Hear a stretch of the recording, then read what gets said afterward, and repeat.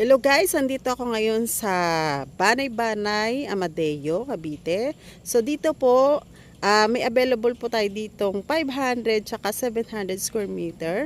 So yun po yung mga naka-avail. 30% paid ka na, pwede mo na magamit ang lote. 70% payable siya ng 2 to 3 years, zero interest. Free transfer title.